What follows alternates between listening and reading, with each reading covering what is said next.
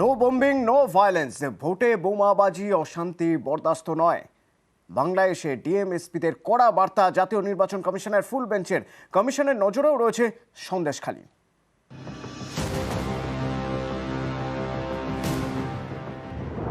আর কদিনের অপেক্ষা, তারপরই লোকসভা ভোট শুরু।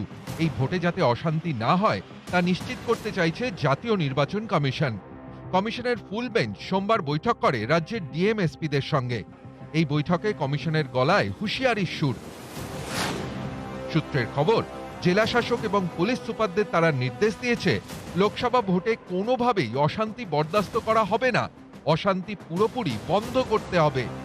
No violence, no bombing. সবাইকে মাঠে নেমে কাজ করতে হবে। শীতলকুচির মতো ঘটনা যেন আর না ঘটে।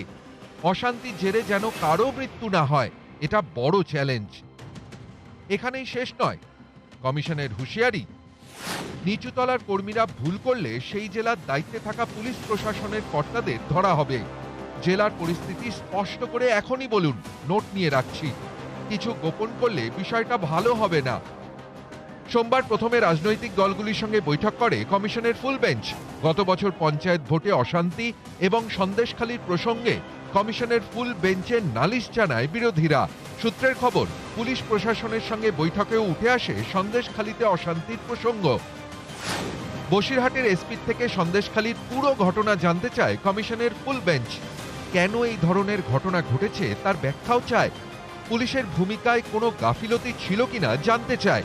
বসিরহাটে আগে যিনি এসপি ছিলেন তিনিও কমিশনের প্রশ্নের মুখে পড়েন। লোকসভা ভোটের সময় সন্দেশখালীতে কড়া নজরদারির নির্দেশ দিয়েছে কমিশন। সন্দেশখালী ছাড়াও কমিশনের বৈঠকে গুরুত্ব পেয়েছে গত পঞ্চায়েত ভোটে অশান্তির ঘটনা। সূত্রের খবর, পঞ্চায়েতে বিরোধী শূন্য এলাকায় বিশেষ নজরদারির নির্দেশ দিয়েছে জাতীয় নির্বাচন কমিশন। ভোটে অশান্তি রুখতে কলকাতা পুলিশকেও কড়া বার্তা দিয়েছে জাতীয় নির্বাচন কমিশনের ফুল বেঞ্চ। সূত্রের খবর, এদিনের বৈঠকে পুলিশ কমিশনার বিনীত গোয়েলকে বলা হয়, গুন্ডাদের জব্দ করতে হবে। কয়েকজন এসপির কাছে কমিশন জানতে চায়, তাদের জেলায় কতজন বাহুবলী রয়েছেন।